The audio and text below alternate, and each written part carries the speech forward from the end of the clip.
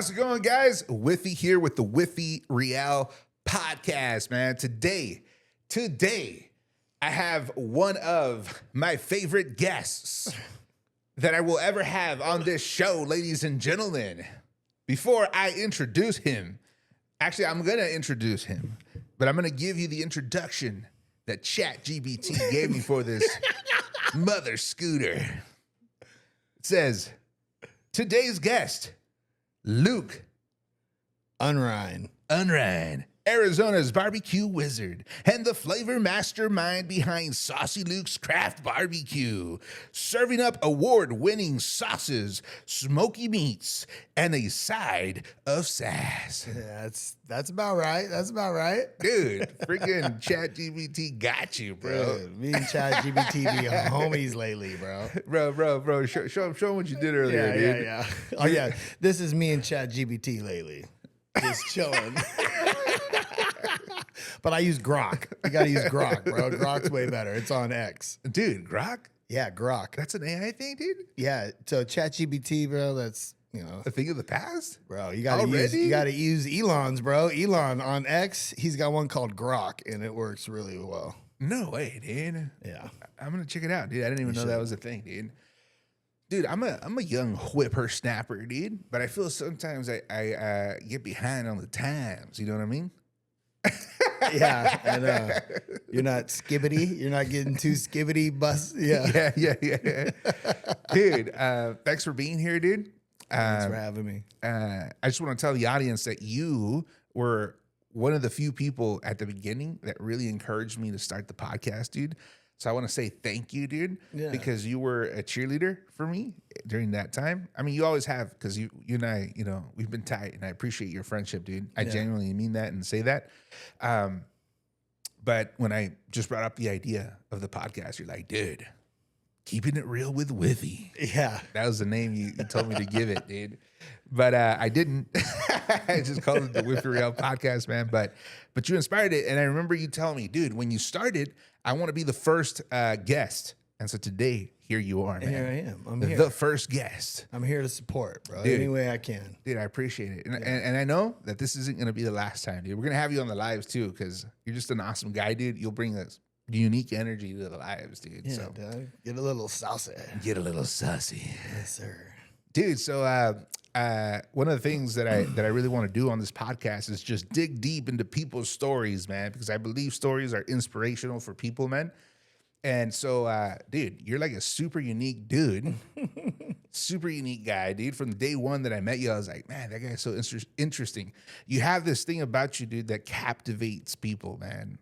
We see you from a distance, and as everybody does, you judge a book by its cover, and then you're like, damn, this guy's super loving, You're like, I was wrong. No, not in a negative sense, but like, you got this vibe where like, man, that guy can kiss. I mean, kiss. I can kiss too, bro. That guy can kick my butt is what I was going to say, dude. Not kiss, but whoa. Not today. Turn off the cameras. We about to do this. That's funny, dude.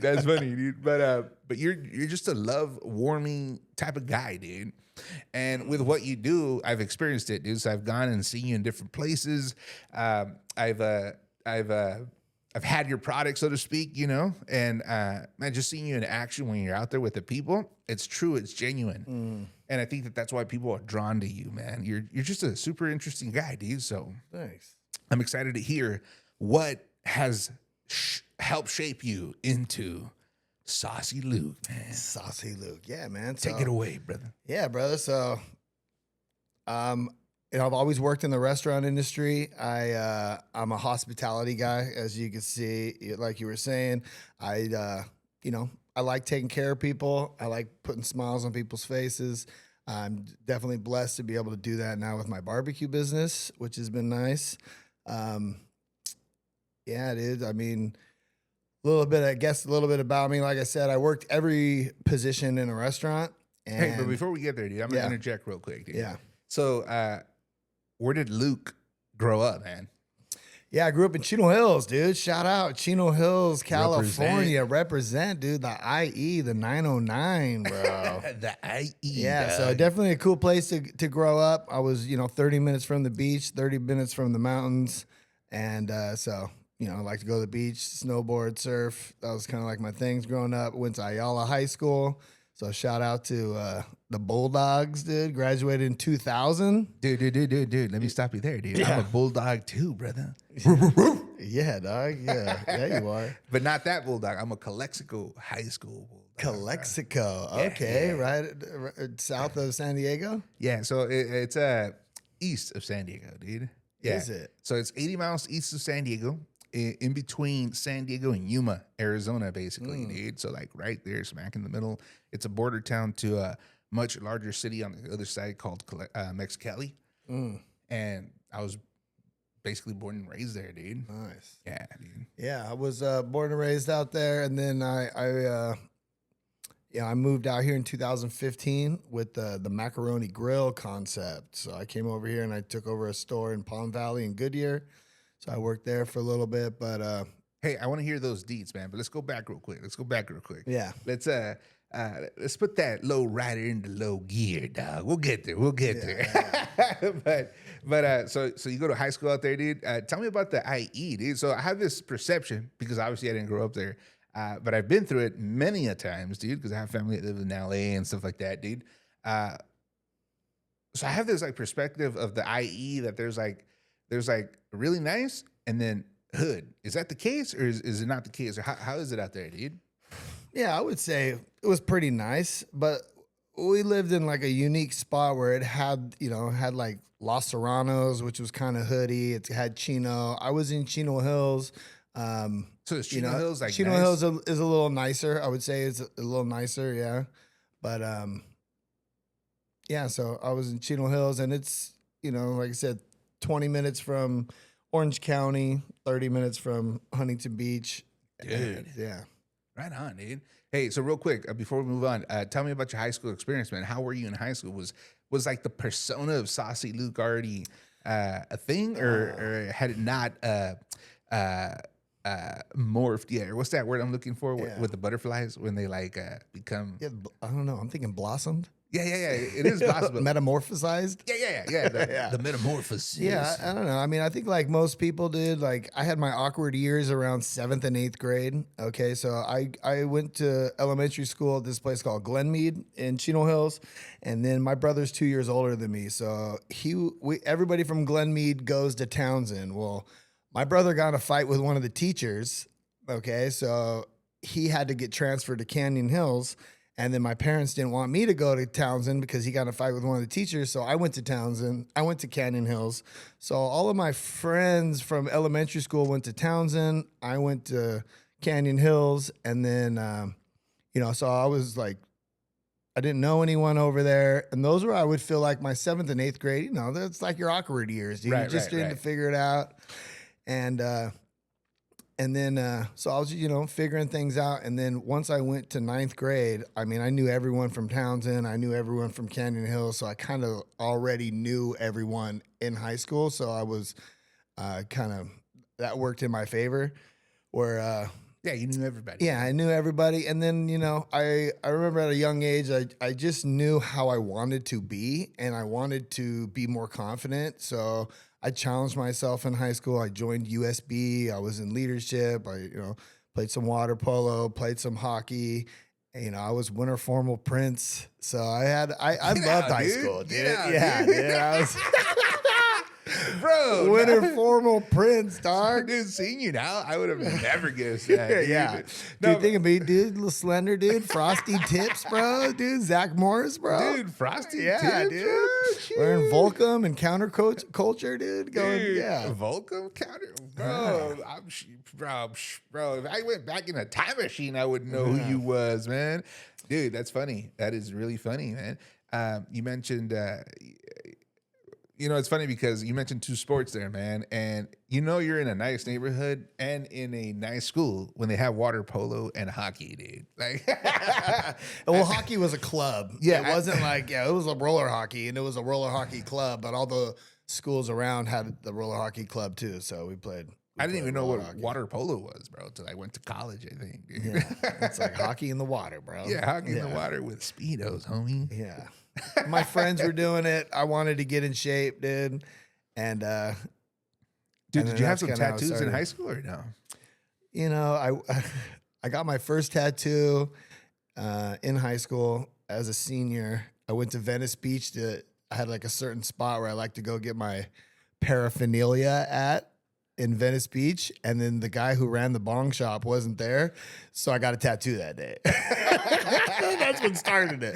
That's funny, dude. Yeah, and so I got my first tattoo in high school, and then I got most of them, you know, in the last like 10 years. Yeah, right on, dude. Right on, dude. So, so you graduated high school, dude. What happens after high school for you, dude? So after high school, you know, I went to college pretty much to just a party, you know. Where'd you go to school? So I went to Citrus for a little bit, and then I went to Golden West in Huntington Beach. Yeah. So I did a lot of ceramics. So I actually did a Renaissance fairs, dude. I was Luke the Muddy Potter. That was actually my first business. It was No called way. Luke the Muddy Potter, dude. Dude. So what I did is I just took all of my stuff that I had thrown or made over the last, 5 years, and then I built a little set, and then it was called the Cronenberg Renaissance Festival, and I did it for 7 weekends 1 year. Dude, would you dress up? Yeah, I would dress up, bro. Yeah. Nice, Yeah, I would dress up, and then I had a nice. kick wheel, so I'd bring the kick wheel, and then what I would do for people was, so I would obviously be selling all my stoneware, but then what I would do is I would let the kids, I would center some clay and then make it a cylinder, and then let them like play with it, and then make a bowl or make a little cup, and then they could come back the next week, and I would fire it and give it to them. Oh, that's cool, man. Yeah. That's It really, was a really lot of cool. fun. Yeah, dude. Yeah, the after hours at these Ren fairs, bro. Dude, they're wild, bro. Ladies and gentlemen, with They you were tonight, Luke. What was the name of your business?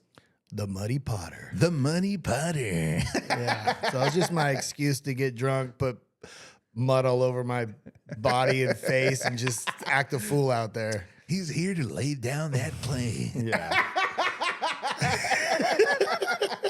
That's funny, dude.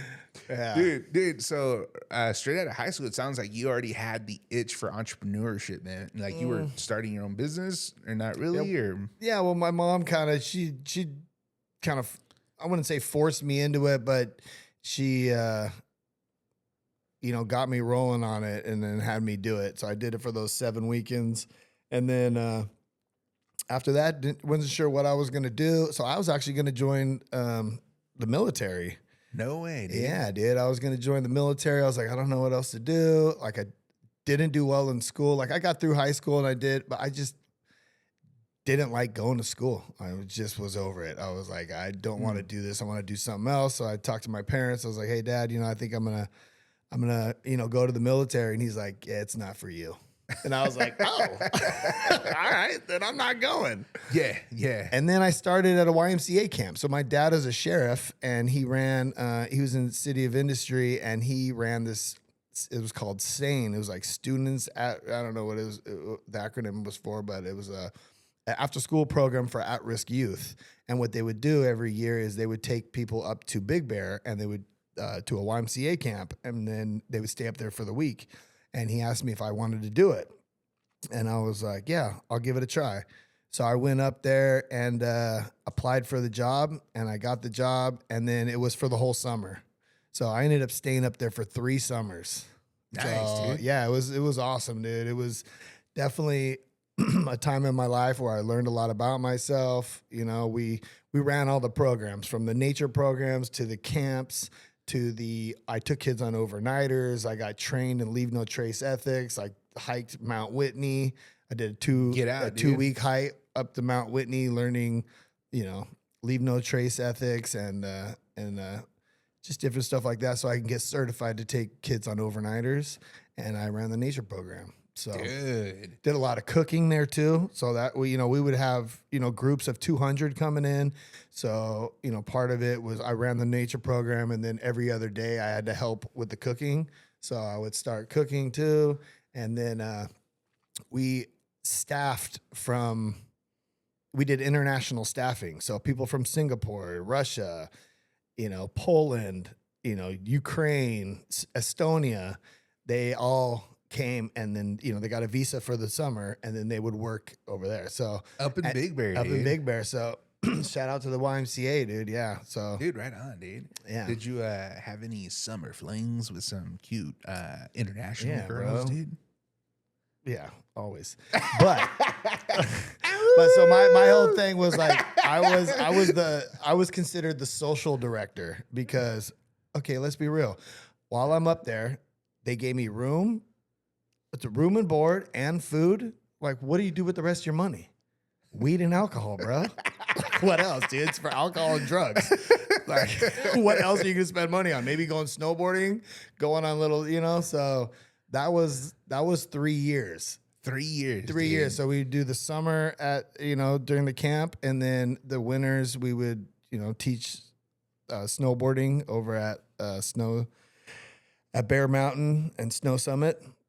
So teach snowboarding during the winter, and then we would still get some groups coming in during the winter, coming into the camp, and I would just like help run the camp for them or cook for them, and yeah. So we did that. I did that for like 3 years. Dude, that's super cool, super interesting, man. That's awesome, dude. I didn't know that side of you, dude. That's really, really cool, dude.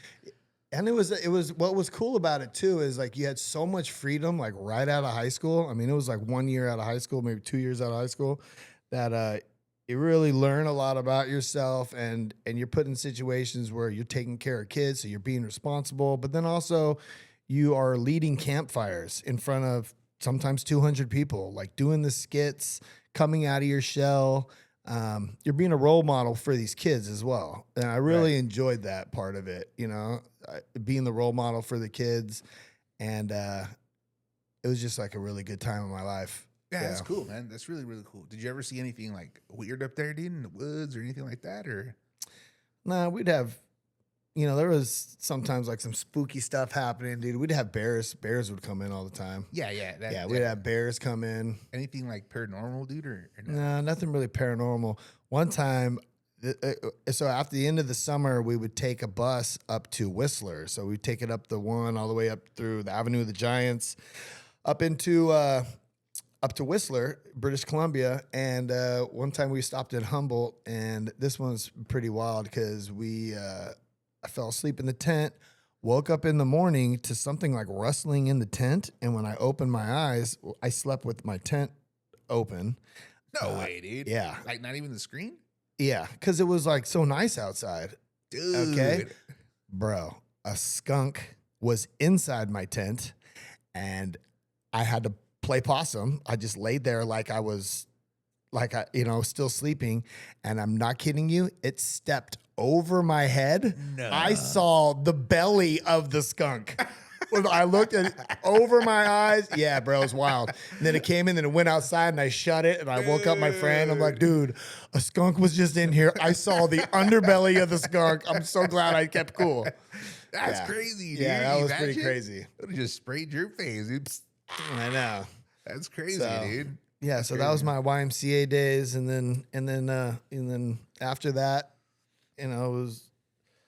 I came down the hill. I met a girl, and then I ended up moving to Huntington Beach.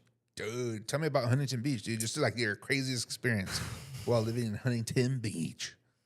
I don't know. I was at that time I was boozing pretty heavy, maybe, getting a little wild. So every day was a Friday, Saturday night, It wasn't the best stuff. I wasn't the best drinker, like I got pretty sloppy a lot of times. So there was some pretty embarrassing stories, but other than that, met some good people, met some good friends, and then I moved back to the IE, and that's when I met my wife. Yeah, cool, man. So you meet your wife, you get married.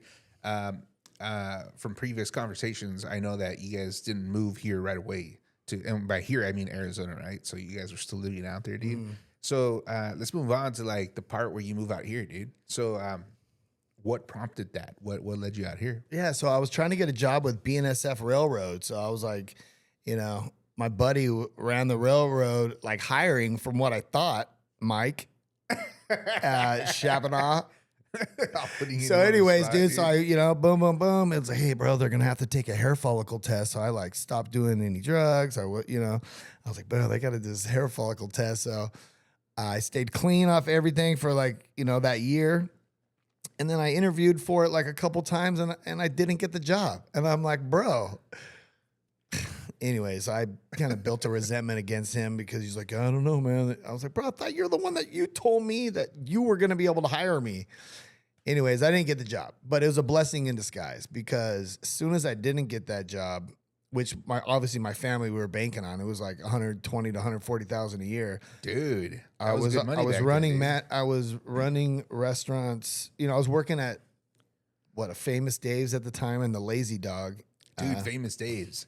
Famous Dave's. Yeah, and Lazy Dog. And then I talked to my buddy at Macaroni Grill. I'd worked at Macaroni Grill on and off all the time, and I knew they needed managers. And I was like, hey, dude, I'm ready to get into management. I have a daughter, another one on the way. And, or at that time, maybe I had the second daughter. I think I had Ellie. And then, we did. We had Ellie. So would you say that like the first couple? Dude. But I forgot, bro. I forgot about something. I crashed. Dude. I wrecked a 73 Volkswagen Bug into Don Lugo High School and rolled it like 5 or 6 times. A bug that, was pretty much gifted to me. It's kind of sad. My father-in-law and mother-in-law like gifted me this bug. We just finished it. 73 Volkswagen Bug, baby blue with white, the rack on top, dude. Just finished the interior, sweet. The whole. I got a promotion, went and boozed, and then I was like, dude, I'm feeling a little drunk. I should get home. At this point, I already had 2 DUIs. No way, dude. Yeah, I already had 2. I'm like, I better get back home. And then, I did. Logic. And then I came to in a hospital. But yeah, I crashed it, rolled it. Yeah, man, broke my femur. Dude, no way. Yeah, broke my femur, wrecked the car, lacerated my Achilles, knocked a tooth out. All the fun stuff that happens when you're being a little reckless. Dude, that's crazy, man. That's crazy. Yeah. So, that was a Tuesday. Wait till you hear about Friday. Woo! That's crazy, bro. That's crazy. So from what you're saying, it sounds like at this point you had a little struggle with the alcohol. Yeah, dude. I'm a recovering addict alcoholic. Yeah. Dude, so I got 8 years clean off of alcohol today. I'll have 9 years in October. Not to front me sometime, if you know what I mean. And I got over 2 years off of the hard drugs. Dude, congratulations, man. Thank you, bro. That's like one of the biggest, the best things, the best decisions I ever made. Dude, so you said you like drank and then you did some drugs and stuff like that? Yeah. I was, interesting, dude. But now 9 years. 9 years sober. Coming 9 years, dude. yeah. That's crazy, man. Congratulations. Thank you. That's quite the feat, dude. Quite thank you. The feat, dude. Yeah, dude. Proud of you, man. Thanks, dude. Yeah, dude. So moving. So it sounds like you were like your adult jobs, I guess you can say. Like once you graduated high school, got out of college, so to speak. You were working in the food industry. Yeah, I've been pretty much working in the food industry. Yeah, ever since I left the camp, and I still was doing it a little bit over there. Came down, serving, bartending, managing. And then GM, food and beverage director for Troon. I ran like another venue, and then I started this. Dude, right on, man. Right on. So let's move into you starting Saucy Luke's Craft Barbecue, dude. So how did that happen? How did that come about, dude? Yeah, so I started doing some barbecue competitions. We did this one in Verado a couple times. We did a couple other ones. And, I was having fun doing them. I've always liked to cook outside. But at this point, you're not a business. You're just kind of like cooking. No, at this point, I'm just doing it for fun. Okay, cool. Yeah, this is also before I got sober. Okay. So I would have like this. I call myself a habitual dick stepper. Meaning like I'll be like, hey you guys, I'm gonna be cooking at this barbecue festival. You guys should go. I'll tell all my regulars in the restaurant, and they're like, cool man, we're gonna come check it out. I was like, yeah man, I built this trash can, so I'm gonna be doing this competition out of a trash can, dude. And sure enough, they all come and show up, and I'm already like blacked out drunk. Get out, dude. That was like a normal thing, unfortunately for me. That's why I say I'm a habitual dick stepper, bro. Dude. So, but no I wonder don't the know about barbecue you, was bro. so I don't know good, about bro. you guys, but every lesson that I learn, bro, it takes a little bit of suffering. It For takes sure, a little for bit of sure. suffering, but Definitely, So dude. that's how it originally started. Is I would do these barbecue these competitions, and then I was geeking out, really enjoying doing it, and then I was like, you know what? How can I set myself apart? And I started coming up with a sauce, coming up with some rubs, trying to do that, and then there was a chili competition. Made a chili for the chili competition. Made the chili powder for it. The chili won best chili. So I took the chili powder, put it in the sauce, put it in the rubs, and no joke, like that's how this all started. So the sauces that I was making, now I'm putting that special chili powder in with, cumin. I would roast the cumin and just trying to like level up the different ingredients in it. And that's how the mullet sauce was born. And then that's how the APB rub was born. Dude. Yeah. Giving us some insight into the process, man. That's cool. Hey, so tell the audience, dude, how you're an award-winning sauce man, dude, and barbecue guy, right? Like, so how many awards have you won so far? So I think like 25 to 30, somewhere in there. It's not like something crazy, but Dude, that is quite the feat as well, dude. I mean, that's not a light number to reach, dude, for sure. At all. It's Dude. not like one or two. It's in the like 25 to 30s, but Dude, so your sauce, how many awards has your sauce won so far?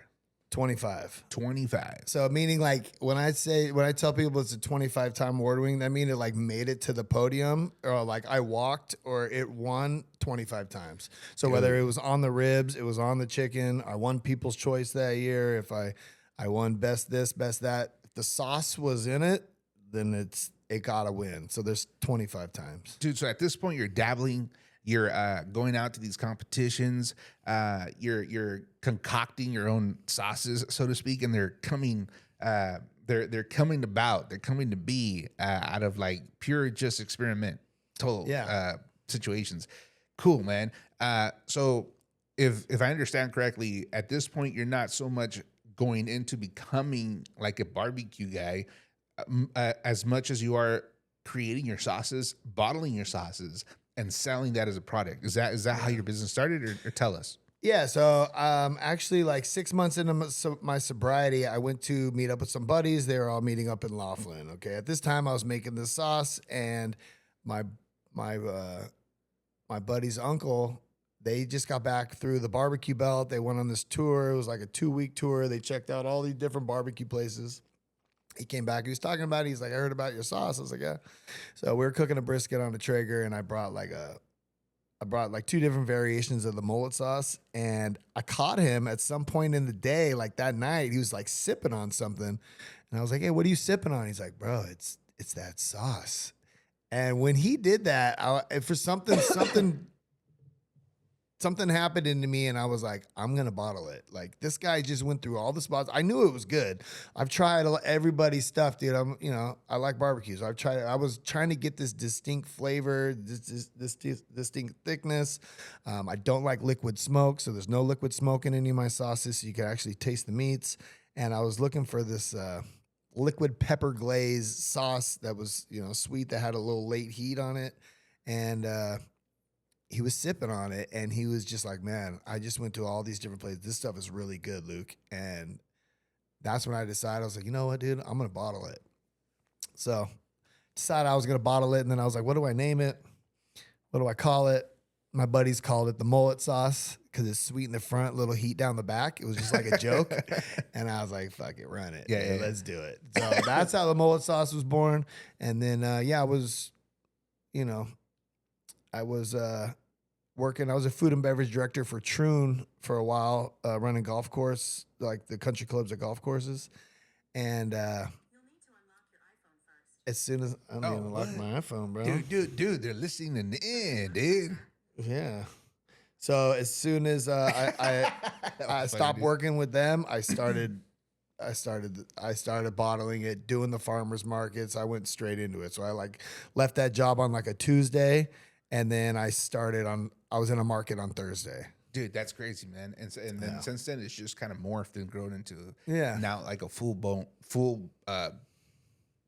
barbecue, like food truck business, dude. Yeah, man. I just got to a point. So this is all getting into my sobriety too, where I was like, you know what? Why not me? Like, why do other people get to work in their passion? So I've always wanted to find a way to work in a passion of mine, and I like cooking. This is cooking barbecue like this is, I feel like we're like the culinary, like cooking real wood on offset smokers, outdoors, fire, smoke. It's kind of like we're like the punk rock of the culinary field. You know what I mean? Dude. It's a unique thing to get good at, and when it comes down to it, it is a science. It's just time and temperature, but you gotta know your wood, the moisture in the wood, the air, like the seasonings. What's too salty, you gotta have it. Everything has to have like a harmonious like blend to it, Dude. Let me give you your flowers on that, dude, because I've tasted quite a bit of barbecue in my life, dude, as you can tell. But Me too. dude, but your barbecue is unique. And I don't just say that because you're here today and you're my friend and I love you, dude. I say that because I mean it from the bottom of my heart, dude. Like, my wife, same thing, dude. We've discussed this and we've literally had family conversations about your barbecue, dude. My son loves it, dude.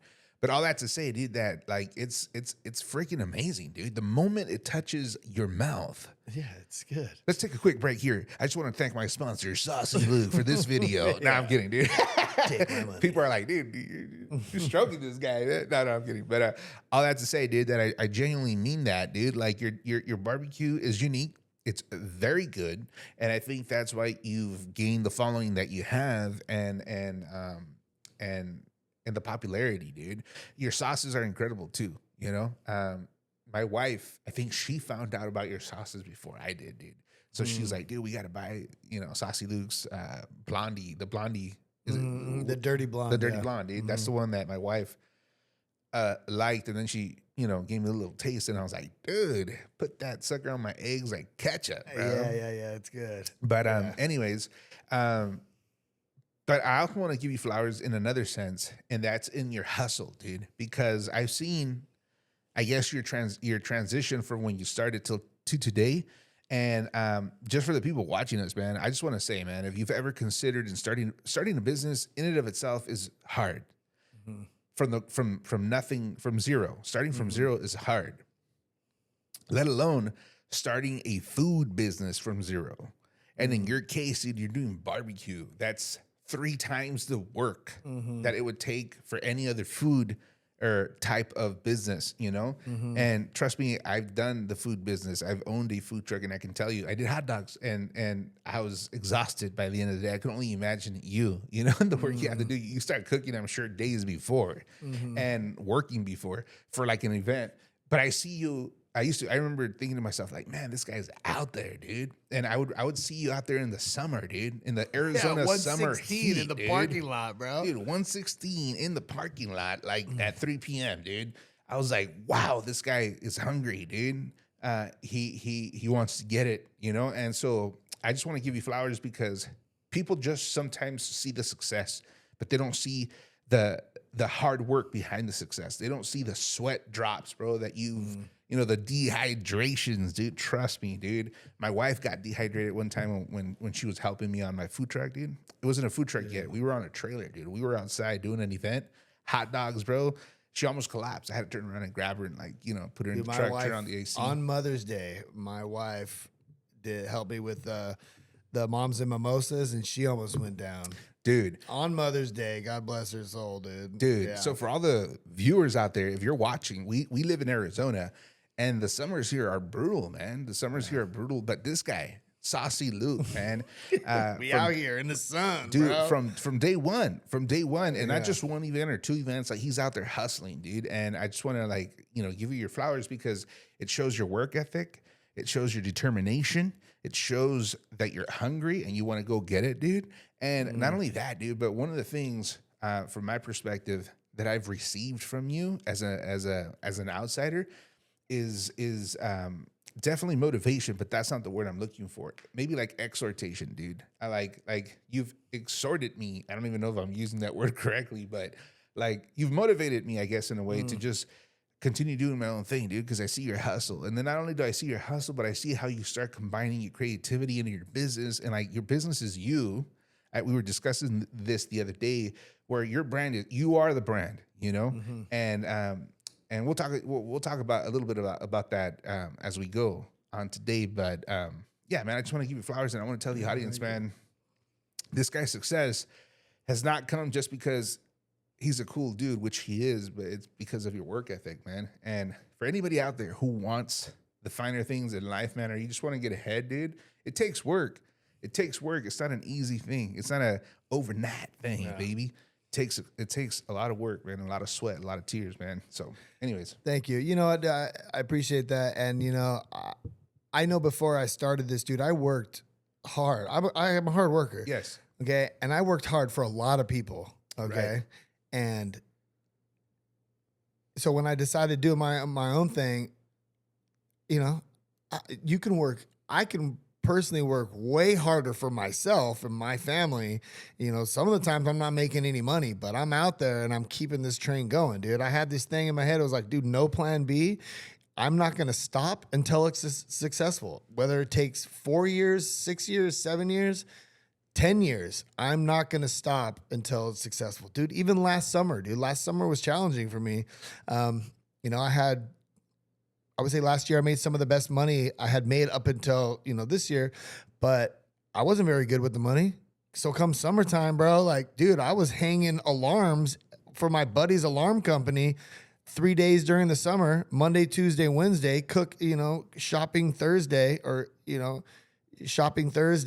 cooking Friday for a Saturday, Sunday service through the summer. Like, you got to do whatever it takes, dude. So that's what I did this last summer. But, yeah, man. If you want anything, it's hard work. dude, hard work. Dude. Oh, it's good. Like everybody, I read a lot of these entrepreneurs and stuff, dude, and it takes time. Things take time. Everybody wants this like instant gratification thing. And, I just felt like I was onto something and I was enjoying what I was doing, even though it was hot, even though I was tired, even though I was enjoying what I was doing. I really am a hospitality guy. You know me. I like to make people smile.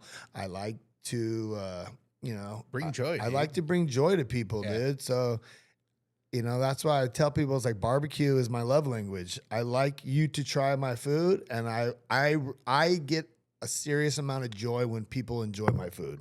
Right. I Yeah. can see that, dude. Again, you're just not a barbecue guy, but this is your passion, dude. Yeah. And it's highly attached to you as a person.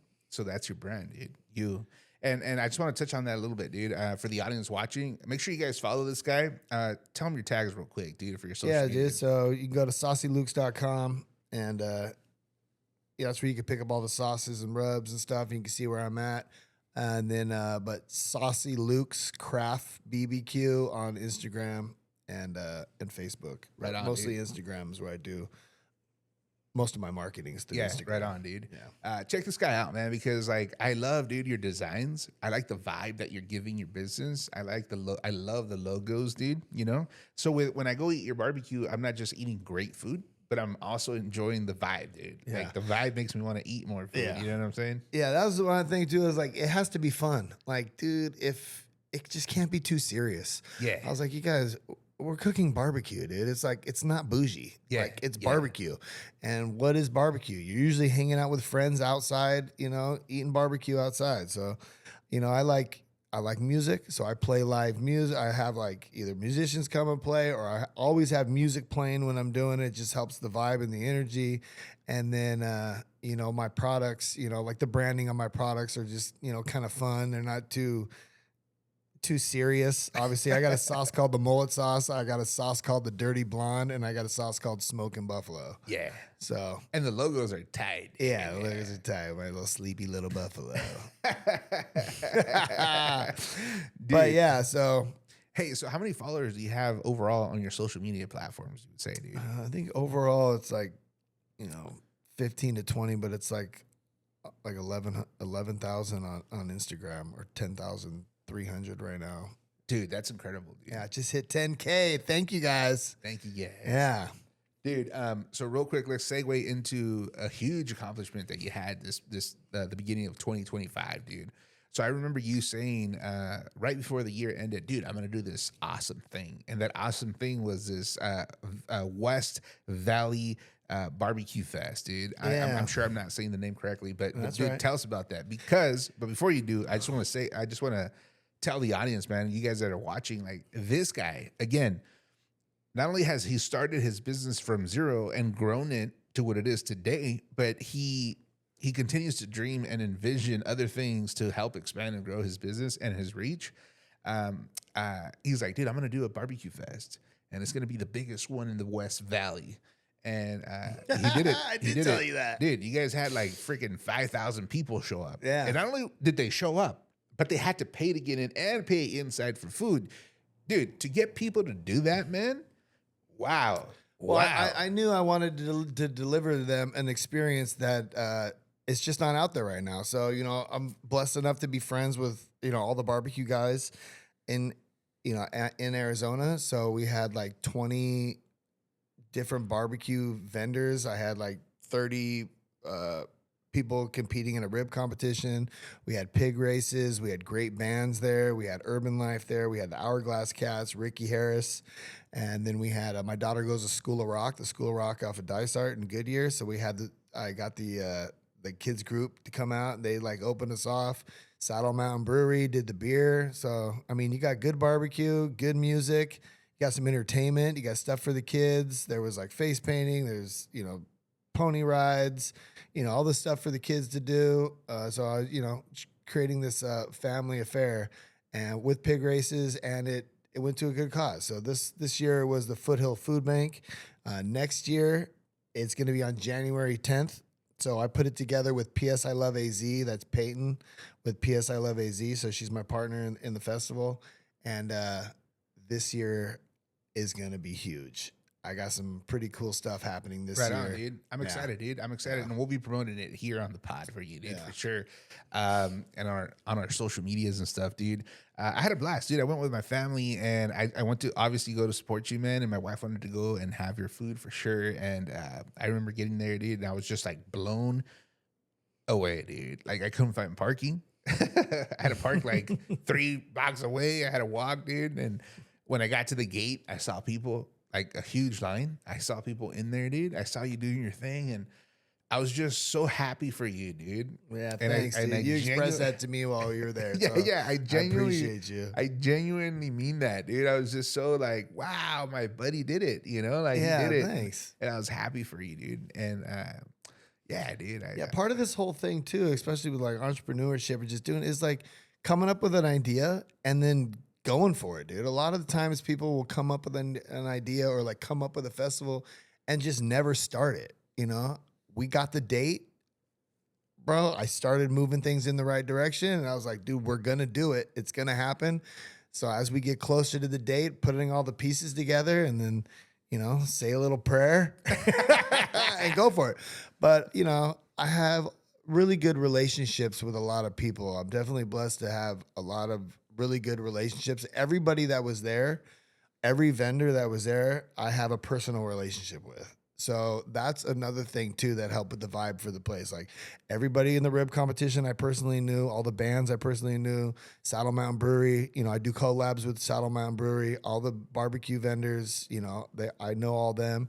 And another thing for the festival too was for me to help showcase Arizona barbecue. So, there's a lot of us out here doing our thing, and Arizona barbecue really just doesn't have its niche or what it's known for.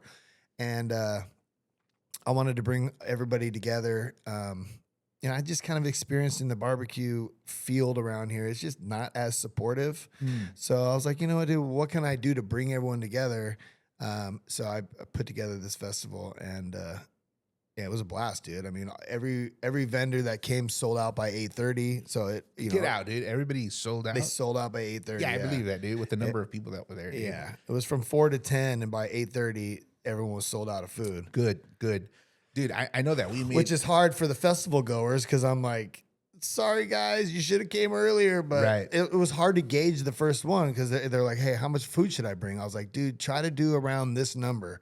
You know, I know the food trucks know what that means. They're like, all right, dude, for me to do that number, that's this amount of food. Because I didn't want it to be a bust and them to be out that. Right. So I tried to play it a little safe with them.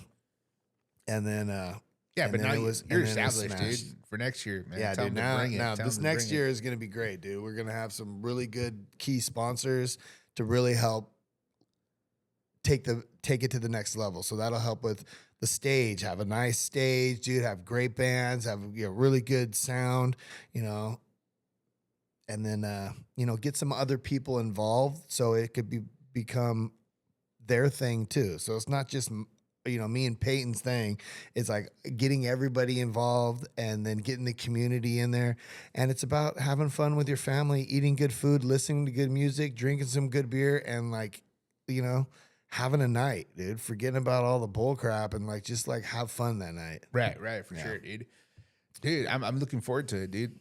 We will be there. Yeah, for January 10th. January 10th, 10th. West Valley Barbecue Fest #2 at Numero dos. Mark Coronado Park in Surprise. Yes, sir. Yes, sir. Dude, that's awesome, man. Hey, so you said something that was very key, and since we're talking about business right now, dude, or your business, how do you? I always like to ask people that are entrepreneurs, like, tell me how you network, man. And so it sounds like you're a mastermind behind networking, dude, because you just said like you have personal relationships with all these entities and stuff like that. For people who don't really understand what that means, man, to me that sounds like a lot of time building those relationships, building that relational currency bank account, if you will, man. One of the things that I always say is that, like, in today's day and age, yeah, you can have money for sure, but I think something more valuable than cash is relational currency, man. You know? So if you don't have cash and you're out there and you're thinking like, dude, I want to start a business, or I want to do this, I want to do that, I want to do an event, you can have money, but it's better, in my opinion, to have relational currency, have that bank account full. And the way I go about building my relational currency with people is just serving people. Sometimes I'll just do random things for them, you know, not with the idea in mind that, hey, I know that I'm, you know, consequently like depositing into that account. I do it because I genuinely like to help people, dude. Yeah, same. But then that pays off, you know, when you do things like this. But for you, man, how do you network, dude? Or just give us like a snippet into how you connect with other people, man. What is that? Networking is treating other people the way you want to be treated. It's going out of your way to take care of them, not looking for anything in return. Sometimes it's something as small as just sharing, you know, a story or something, you know, seeing them out and going out of your way and saying hi. You know, I'm a people person, dude. I really enjoy people. So like, if I am somewhere and I recognize, it's not going to be like, I don't go up to you. I'm going to go up to you. We're going to talk, you know? So, I just enjoy people. I think that is the way people, when you're genuine, people pick up when you're genuine. When you're fake, dude, I could tell when someone's fake. 10-4, dude. Just like that. So my thing is to just be myself.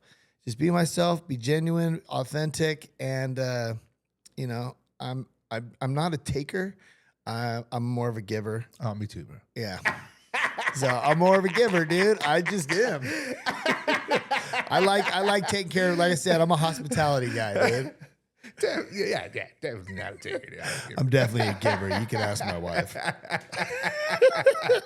You first, and then me, babe. Dude, yeah, no, that's a great answer, dude. And I love your approach to that answer because it was like a different answer, but it answered my question. And you gave it the approach of treating other people how you want to be treated, dude. It boils down to that, you know? And then when it comes to too, you're going to meet a lot of people who, you know, they act like they're your friends, and I've been burned. I've been burned, bro. I mean, I've been burned, some big burns, dude. But they motivated me. I've lost a lot of money getting involved with maybe other people, and it has motivated me. But then I have a new thing, and my wife has helped me with this. Is like, because I'm very forgiving, dude. I just am. I'm just like, well, they were being like this, but maybe I can show them that they don't need to be like that with other people, because I'm gonna forgive them and we're gonna move on. But there is something about when someone takes their mask off, not letting them put it back on. It's like, hey, man, you showed me your true self. Cool, we can still be friends, but you're like over here now. Right. You're not. You're not with me in here, and like, I don't think you're ever gonna get back in here. Like, I can forgive you. We can move on, and but I'm not gonna have this resentments towards you. It's just you're over here now, Right. and that's fine. Right. And it doesn't need to be like a bad thing. I'm not gonna talk bad about you behind your back. I'm not gonna spread anything. It's just, what I thought we had, we don't have, and that's all right. Yeah, but before I would try to win them back over, like, hey, man, I know you did me like that, but I would just try to kill them with kindness again, kind of bring things back. But it's just some people suck. Yeah. Yeah, some people suck real bad, and some people are great. Yeah. And you know what? Some people will try to be cool in your face and then talk back. That's all good. Like, as soon as you show me who you are, that's who you are. Right. Right. And so right on, dude. On to the next, bro. Dude, so we've been talking, and obviously you've shared that with us how you started, where you are and where you're going. It sounds like you're having great success. I won't give the details, but you and I have talked behind the scenes of how much money you've generated, dude. And I just got to tell you, like, I'm not going to say it, obviously, but if I were to say it, you guys would be like blown away, man, because you've generated some dough, dude. Well, I got enough to support my family, which is great. Yes, what I mean? And then, but that's not what I wanted to focus on. It was just kind of like a highlight. But all that to say that, man, all that takes will, it takes organization, it takes networking, like we just discussed, dude. I feel like when you own a business, you're a leader, and so I just want to ask you a question on that matter, dude. How do you feel? Because you are a leader. You're the CEO of Saucy Luke's Craft Barbecue, dude. How do you view yourself as a leader? How do you lead in your business? And man, tell us about that. Yeah, man. I think it goes back to too, like treating other people the way you want to be treated. I'm going to ask, if people are working for me, I'm going to ask of you some things, but it's nothing that I'm not paying you for. And it's nothing that I wouldn't do myself. I've done it, and I want to create a workplace that is fun. I want to make it where it's like, yeah, this is a lot of work.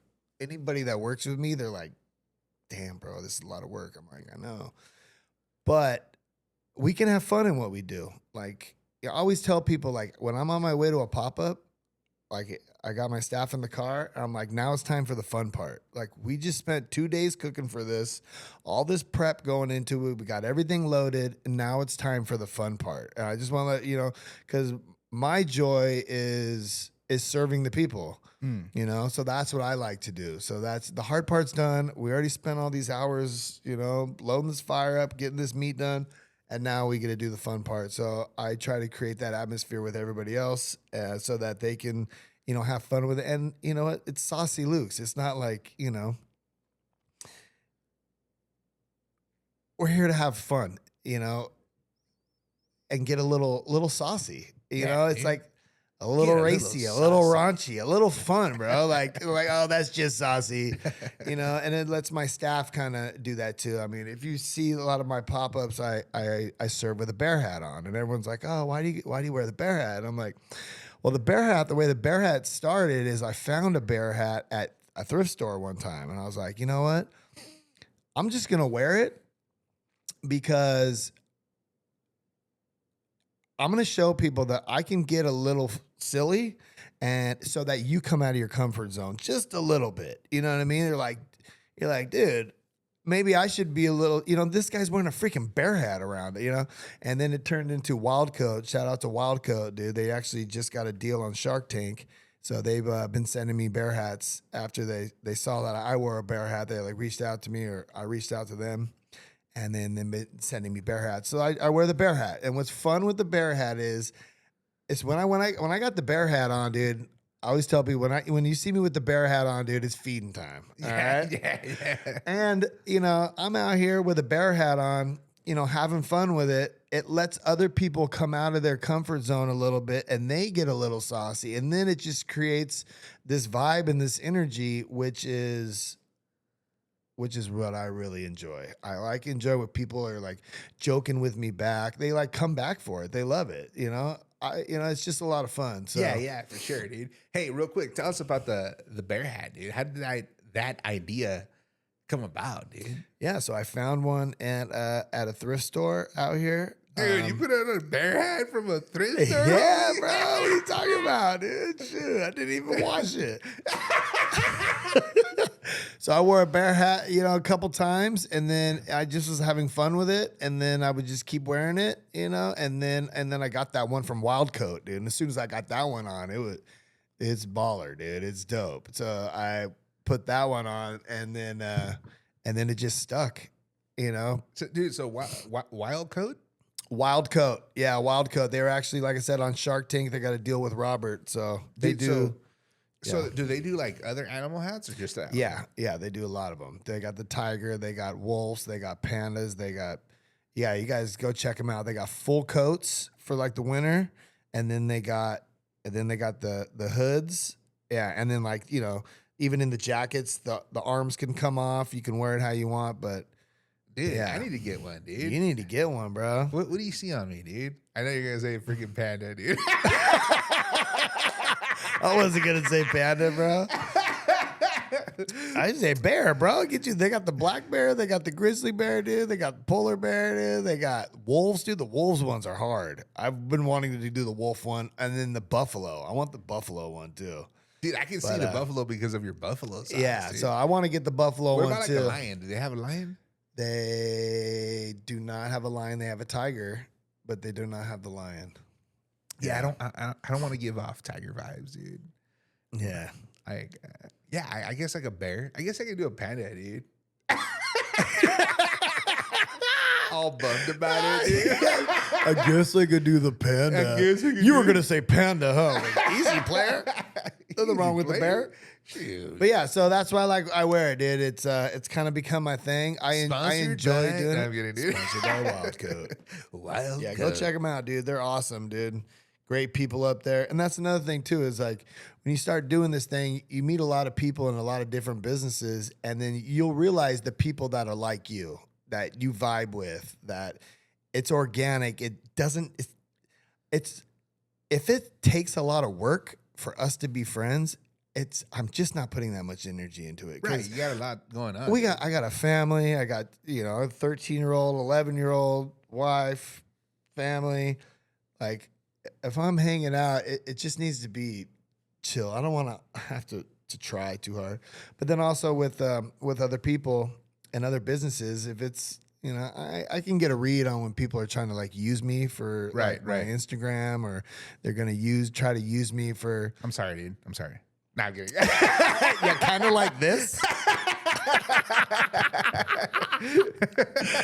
I'm glad I'm here with you, WIFFY. Yeah, me too, dude. So not like you, obviously, bro. You're the homie. But that has happened. I do notice that happening, and yeah, dude. I love to be in a position to help people, and you do, I do, dude. I've mentored probably 6 different barbecue guys who have started their own business.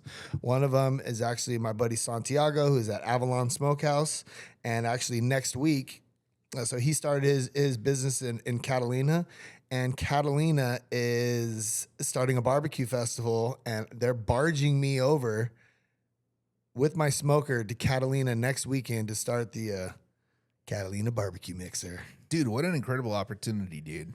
Yeah. When we were talking about it the other day, dude, I was like, dude, I can already see you, dude. I can totally imagine you on the ferry or whatever they call it, the boat that takes you out Yeah. there.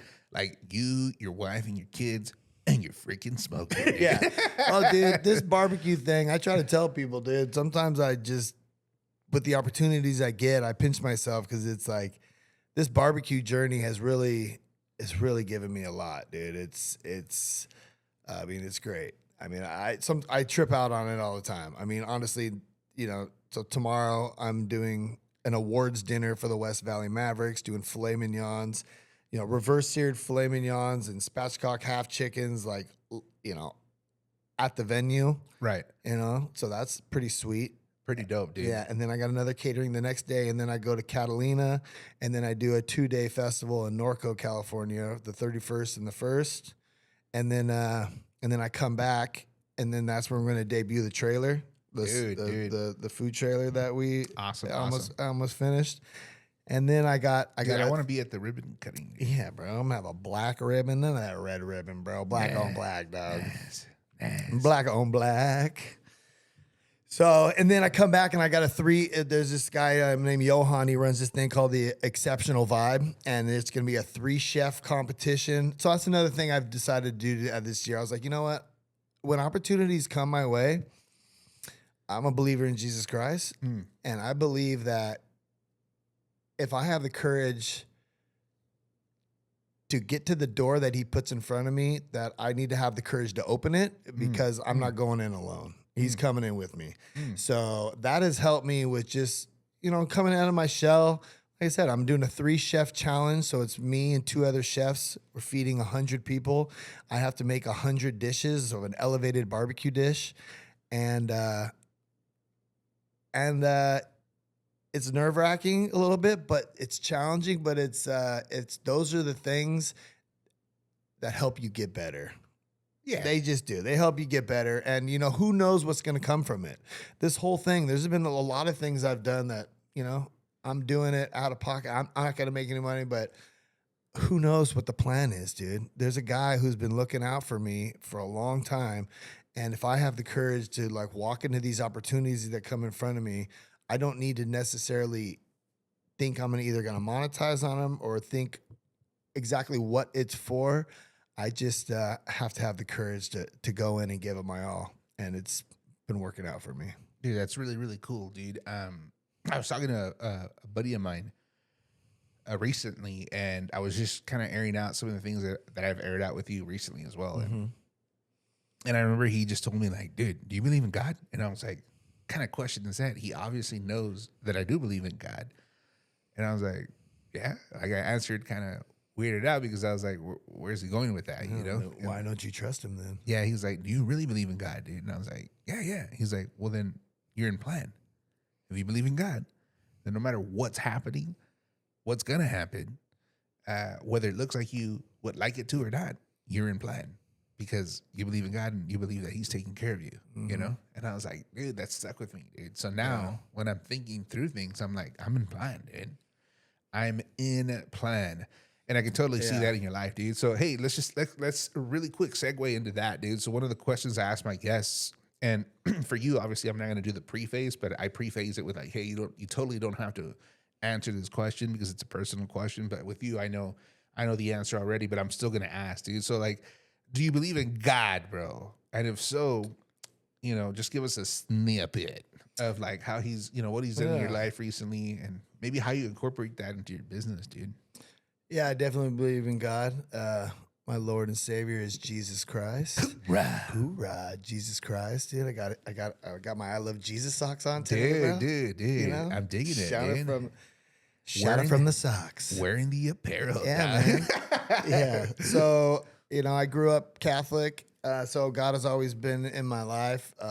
He was kind of like in the pocket, backside kind of thing. In my drinking and drugging days, just didn't practice as much. And then once I got sober is when I really started more of a spiritual program, and starting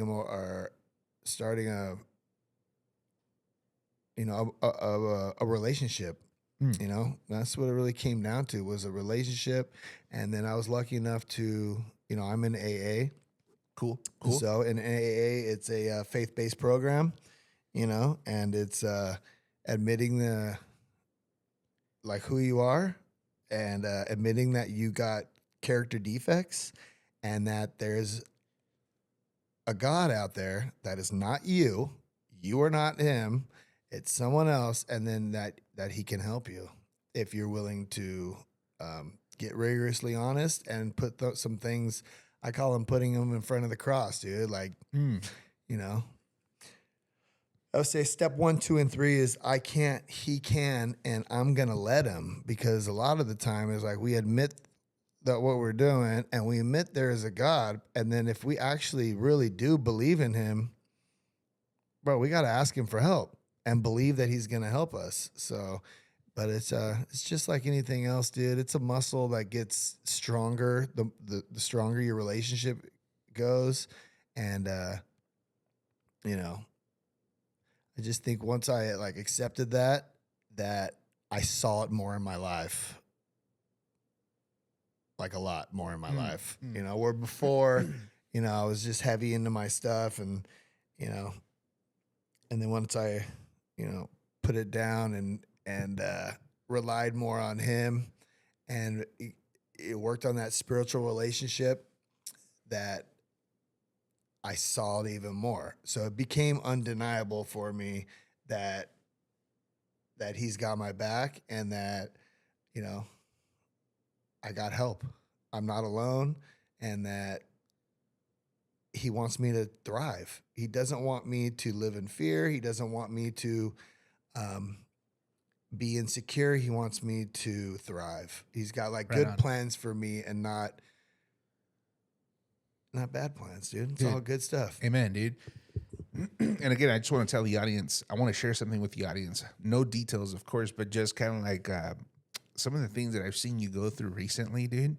I just want to tell you and give you your flowers, dude, that you've impacted my life, to see your resilience and your determination to stick with it, dude, regardless of the circumstance, dude. Mm-hmm. And now we can honestly say, like, dude, you're living in the you're enjoying the plentiful harvests of those results. If Yeah. that makes sense, you know? Yeah, you know, anybody could like talk about it. You know, when the rubber hits the road, dude, shit gets real, Yeah. and shit gets real, and shit gets challenging. But you know, I realized too that like before I got sober, and like I would say the two big things that happened to me in my life that changed my life was me getting sober and me getting baptized. So if I can bring it to any two things that happened, those are the two things that I did differently. And you know, and then it's also learning too that it was my same brain that got me into this trouble that I'm trying to use to get me out, and it was challenging. So it's about learning new tools, and you know, learning new ways to cope with things, new strategies for problems that happen in your life. You know, all these different things. You know, I always tell people, you know, you don't get you don't get ripped by going to the gym, you know, once or twice a week, dude. You don't get spiritually fit if you go to church on Sunday. It's a relationship, and it's an everyday thing. And you know what? Once I speak for myself, once I turn my life over to Jesus, my life has gotten easier, man. It just really has. It's been more joyful, more bountiful. Like, it's just my truth. I can only speak for myself. Dude, You know? I would dare say that not necessarily that it's gotten easier, because you know, we've talked about some things and you've gone through some things even after you got baptized, but it's gotten easier in that you now trust him. Yeah, I knew that even though I was going through what I was going through, You're in plan. I knew I was in plan, that I was going to be okay. I just had to make sure I keep my side of the street clean. Like, no matter what, I'm not held accountable for what you do or what you do or what anybody else does, I'm held accountable for what I do. So I have character defects. I got a lot of them. I listed them out before. It's ridiculous. I'm full of character defects, but I'm also aware of them. Is something that the program showed me. Like, I'm pretty aware of them, like my anger issues, my whatever these things are. I'm aware of them, and it helped me work on them. So when I'm going through stuff, and I'm starting to get a certain way, I will pray about it, put it to the foot of the cross, and then I try to move on. And yeah, it's challenging, dude. I would say, it's not easy trying to live more like he did, but Right. it's The best way. it's the best way, dude. It's the best way because I want to treat people kindly. I want to, and I want to put off what I want back, and I got to keep my side of the street clean. So even if things are happening, I'm going to be held accountable for what I say and do, not what you say and do. So. Right, right. So before I would just fly off the rail and I would justify everything, dude. If someone was to hurt me, if someone was to road rage, bro, cut me off, like, bro, I would feel justified in what I did.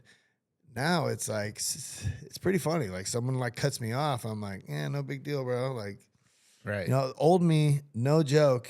This is no joke. I would keep change in my car.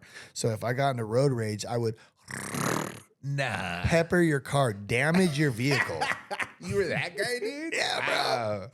Dude, Well, I have done it before. I've like knocked a dude out. He charged me. I knocked him out, dude. Full like, No, like that, bro? yeah. I pulled out in front of him. I cut him off. And then he was losing his mind behind me. And I'm like, pull over. And he's like, I'll pull over. And I pulled over and I got out of the car and he just charged me. No. And I just threw a haymaker and it like smushed. And he just fell to the ground and did his thing. and then this is a funny story. Yeah, they get all tightened up like a praying mantis. So I pulled him out of the road. I'm like, look what you made me do to you. Look what you. So I pulled him out of the road. Everyone stopped. And I was like, I got out of here. No joke. way, 4 days dude. later, this was in California. 4 days later, I see him Nah. at a grocery store line right next to me Nah. at an Albertsons. And I'm like, With like a, I look at him. with like a neck. He's like, yeah, dude. Nah, dude. He was that dude. Heavy set dude, NASCAR shirt, dude, balding. He was all like in his 50s when I did that to him. I was like 23 or something. And I looked at him and I was like, we good? He's like, yeah, we're good. I was like, okay, because I felt like, are we gonna do this again? 2.0, baby. Yeah. Dude, that is a crazy story, Yeah, dude. so that sucks, dude. I did do that. Dude. But he charged me. Yeah. You knocked Yeah, somebody out. he dude. charged me. You know what, dude? It surprises me how people flip out on the road, dude. Like, Yeah, because everyone's driving around like they're justified. Like, oh, bro, these people and their egos, Relax, dude. relax, It's like, dude. bro, relax. There's other people on the road. dude, It's not a big deal. Let people in. just the other day, dude, excuse me, I had a little gas. Just the other day, dude, I think I came up to like a 4-way stop sign or something like that, dude. And I was distracted, dude. I may have like, missed my turn or I didn't do it on the right turn or whatever, dude. And then like the lady was just like, and then flipped me off and I was like, what? And then the other day, my wife was driving. We were in the parking lot, dude, at the freaking Texas Roadhouse parking lot. And we're just driving super slow trying to find a parking spot, dude. And then like I could see that some lights turned on. You know how when you're going to go in reverse, the lights turn on. And like, so my wife moves and stuff like that. And then like she parks like on the street because we're talking about something or how we're going to do things. And then like the people who pulled out like drive by. And then the guy, he's like, he flips me off. I was like, bro, what did we do? Easy, dude. Like, we I was totally, like, oh my gosh. Well, dude. the old me would be like, oh, you think you're having a bad day? Well, now you're about to have a really bad day because I'm quick to swing. So yeah, I don't do that anymore, dude. I look at him like, bro, that sucks, bro. You're getting all angry, dude. Yeah, that's crazy, dude. You're not pulling me out of this, dude. I'm not gonna get angry. Dude, you know what? Just a full transparent moment for me. I've been talking to Noah about this and stuff like that, dude, but I don't know why I have been recently struggling with like authority and negative conclusions, and then something else I forget. What do you mean? Just like pending doom, negative No, conclusions. not What do you mean? not like pending doom, but like if somebody does something, it's like I immediately like Take it the wrong way. yeah, I take it the wrong way. Like, oh, that guy must have done that because of that or whatever, you know? It's because I'm Mexican. Yeah. Yeah. No, never. Let me make something clear here today, dude. I never used a race card. I'm never going to use a race card, dude, because, you know, I don't buy into that. That's all I'm going to say about I want that, an dude. example then. Let's get an example. So, like, I don't know, dude. Like, if, you know, like there was a misunderstanding over a phone call or something like that. You know, they didn't really understand what I was saying. And then they do something like where maybe they elevate it to a supervisor. I'm just giving you a random example. Yeah. But I'm like, oh, that guy, dude, man, lack leadership skills and stuff like that. That's why he's in the position he's in, and I'm where I am, you know, type of situation, you know? And it's like, dude, I need to get back to Jesus, bro, because I've noticed that in this season, obviously, like I haven't been deep in the word and stuff like that, but when I'm not is when that begins to surface, you know, in my life. But randomly, I've been struggling with that a little more than usual. And I've been a firecracker recently, dude. Actually, not recently, but like in this previous season, I was like a firecracker. Like you told me something that rubbed me the wrong way. And you like, justified it. Yeah, I justified it, and I was that guy, dude. I'm like, what, bro? You know, and I'm like, dude, where the heck is this coming from? Because that has never been me, dude. Yeah, that sucks. Yeah, but I think that I'm working on that, dude. But all that to say is I don't want to be that person because that person is not me. I don't know why I had that season. I know why. Because when you're not walking with the Lord. Just kidding, dude. But you know what I'm saying? So yeah, no, that's true. It's yeah, I mean, I'll give you a perfect example, dude. I forget, dude. I forget.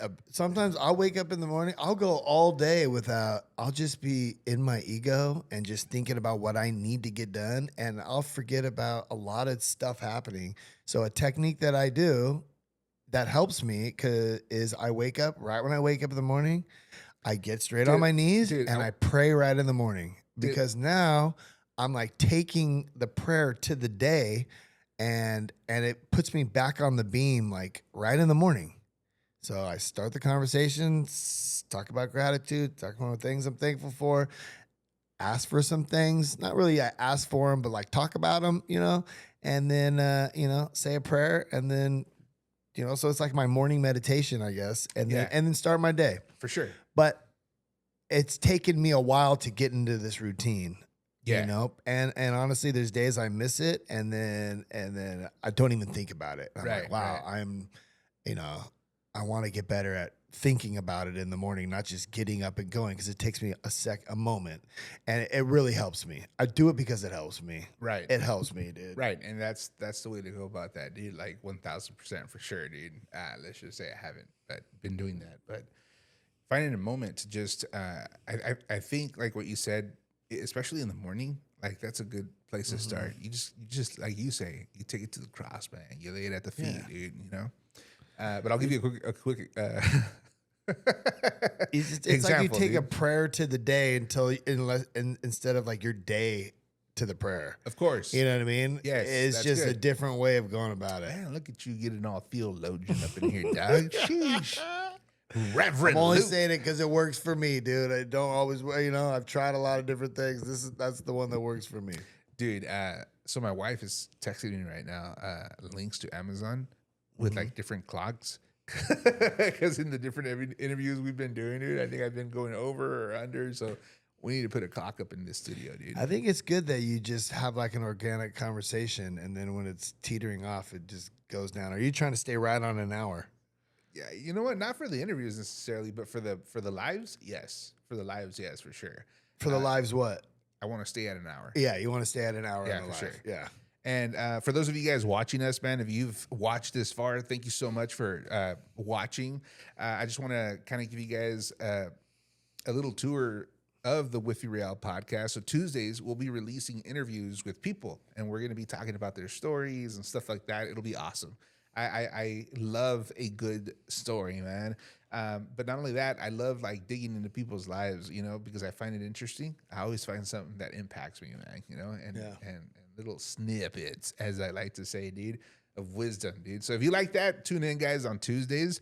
On Wednesdays, it's gonna be more relaxed. It's gonna be more, I'll have my sidekick, aka my dad, aka the original WIFFY Real up in here, and then we'll have a third guest, man. So I'll have to have you on the live too, dude. Yeah, that'd be cool. I'm not far away. Right. And my producer over here, the WIFFY Real podcast producer, Noah Tash, he'll be here too, man. But yeah, dude. So just real quick, dude, just to start winding it down, man. What's like a couple things, man? Like maybe two or three things that you can share with the audience tonight, dude. Words of wisdom, dude, from your story that you've shared with us so far, man. And encompassing like your life, your business, and just your success and how where you are today. If you could tell something to someone today to encourage them, what would you say?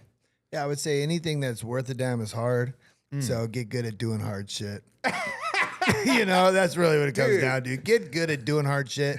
And, me and my little sister say, we're built for hard shit. We've gone through a lot of stuff, dude. And, if you have a problem with drinking, bro, maybe stop drinking. You know what I mean? Like, I realized, I was like, damn, every time I get arrested, I'm drinking. Every time I get a DUI, I'm drinking. Every time I get in huge fights with my family, I'm drinking. I was like, maybe I have a drinking problem.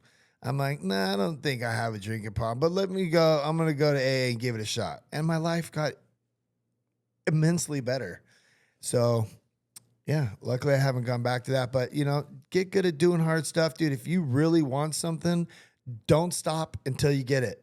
If you want, there's nothing that anybody did that was worth a damn that didn't take any work. Right. I don't know about you guys. Nobody here is like just getting money. Nobody here, everybody has to work for it. It takes work. You want to get this podcast off the ground, you have to start it. If you want to, start a barbecue business, you have to start it. Everything has to start, and then you make a vow to yourself, I'm not going to stop until it's successful. It may take a little time. It may take, it may happen fast, but, get good at doing hard shit. And, there's going to be learning curves along the way, but they're just that. They're learning curves, so they're not losses, they're lessons, and just learn from them. Right on, dude. Learn from them. Right on, dude. One of the things you said right now impacted me, dude. It's the consistency part of it, dude. Like when you what were the two things you said at first? You said get used to doing hard things. Get good at doing hard shit. Yeah, and then what was the other one you said? I don't know. What did I say? To the audience, I want to apologize, man. That was my ADHD kicking in right there. Dude, that happens to me all the time, dude. Bro, I thought I just said that one thing. And then I just elaborated on it. Sometimes I'll be talking to Noah and I'm like, an idea will pop into my head. But then he's talking, so I don't want to be rude, so I'll let him finish. But by the time he finishes, even if it's like gone. 3, 4, or 5 seconds later, it's gone, dude. Yeah. I hate my mind works that way, dude. I think maybe I said something about if you want to do something, you have to get it started and don't stop. There it is. So that's what I wanted to say. I think if one of the many things that I'm taking today, but definitely the highlight of the night for me is don't stop until it's successful. Like tell yourself, I'm not stopping until we get this done. Yeah. And you know what, dude? I find that for me, I'm a great starter, dude. Like I can dream up ideas. I get motivated to do all the back end first, get it going, get the LLC, get the design, get everything going, man. But then like when it comes to the work part. When it comes to the work part, dude, no, I'm kidding. No, but when it comes to the consistency, bro, yeah. Because I'll even go in hard. Yeah. Like I'll be working hard the first couple, like my food truck, dude. I worked hard for the first 3 years, Later, I wanted to take it more easy. But what I'm saying is like the consistency for me, I'm not a follow through. I'm realizing that I'm not good at following through. And so maybe it's been because I haven't found my passion yet, I mean, I know what my passion is now, but in the midst of trying different things, I'm a jack of all trades, master of none, dude. I've done a bunch of stuff, dude. Well, dude, that's part of life, dude. We're trying to figure things out. Right. Yeah, you're just trying to see what sticks. But you know what? Going back to what I was saying originally about what you said, dude, I'm taking that tonight, guys. I'm not quitting till we're making this thing work, dude. And Yeah. honestly, dude, this podcast thing for me, I feel this is it. This is it because not only does it cater a little bit to my, creator and abilities and talents and gifts that God has given me, dude. But also, I get a positive response from people that are like, dude, you're doing the right thing. So, all that to say, as dude, long as you're having fun doing it, and you're getting a good message out there, I mean, what more are you looking for? dude, we're not stopping We're not stopping, till we dude. make it We're happen. not stopping dude. until it's paying all the bills. Till it's bro. paying all the bills. Yeah. Speaking of, I want to thank my sponsor, Saucy, Luke's. Yeah. You got it. Dude, love you, man. Thank you for coming. Yeah. The first, literally, episode of the WIFFY Real podcast, dude. Yeah. This is the first. It won't be the last. That's for sure. And I can't wait to see how much more you get to do with your business and in your life, dude, and in the community, man. You're just an awesome guy, dude. Thank you for being here. Yep. Is there anything else you want to say? Dude, I got a couple things, dude. So this airs on what, the 3rd? You weren't supposed to say that, dog. But nah, I'm kidding. I thought you've been talking about it. No. Yeah. Okay, so this airs on the 3rd. So after the 3rd, I want to talk about a couple of things that my business is doing and what we're doing. There's some really cool stuff that I'm really excited about that I've been like super blessed to be able to be a part of. But in June, starting Wednesdays in June, you're going to be able to catch me and Iced Gourmet, my buddy Robin, who has the Volkswagen bus, who does the Shave Gourmet. She makes all of her own. Right. We're going to be on Main Street on Wednesdays. So you're going to catch me in Verado on Wednesdays with the new food trailer that will be debuting when we get back. When I get back from Catalina and Norco. And then on the 22nd, I'll be doing the Exceptional Vibe 3-chef competition. So you can get tickets to that. I think it's called the Exceptional Vibe. I'll be posting on it. But then this just came in. I haven't even told you about it, but we are sponsoring a team of riders for the PBR bull riding that is happening over at the Buckeye Equestrian Center on June 28th. Dude, so get out. on June 28th, Team Saucy Luke's Craft Barbecue, the Arizona Ridge Riders, they're going to be like wearing our logos on their vests. It's going to be like, it's going to be on the Cowboy Channel. But, and it's the first time as a business that I sponsored something that wasn't my own event. Right. Yeah. But what's really cool about it too is obviously I'm going to be serving there. So, it should bring like 2,000 to 3,000 people. I'll be serving barbecue that day. And then I'm going to be doing giveaways for my followers so you guys can get tickets to the event. I'll also have a discount code. And this is like the kickoff of the season. And I'm going to sponsor a team of riders, which is sweet. So you can come in and cheer on my team as they, something that's unique about this kickoff event, which the guy was telling me about is like, so the riders get points, but also the bulls get points. So for this one, since it's the first rodeo of the season, the owners of the bulls get to pick the riders that ride their bull because they want their bull to get a good score. So it's going to make for some awesome rides, and there's going to be like a lot of action going on. So I'm sponsoring a team.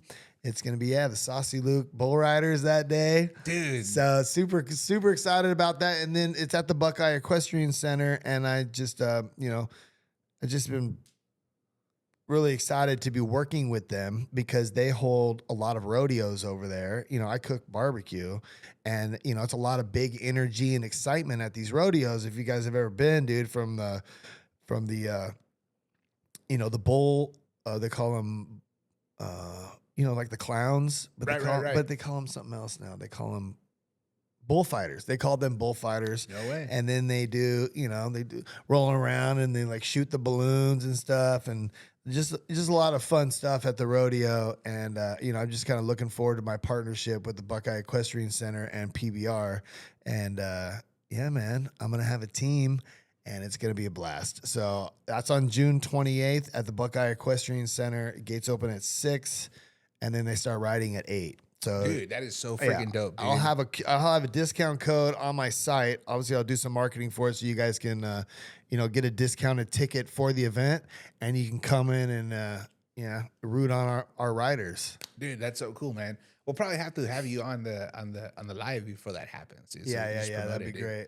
Dude, thank you for being here, dude. Yeah, man. I love you. I love you too, bro. You're my guy. Thanks for having me, dude. And thank you guys for tuning in to the WIFFY Real podcast. Make sure you guys follow us on all the social medias, Instagram, Facebook, YouTube under the WIFFY Real podcast.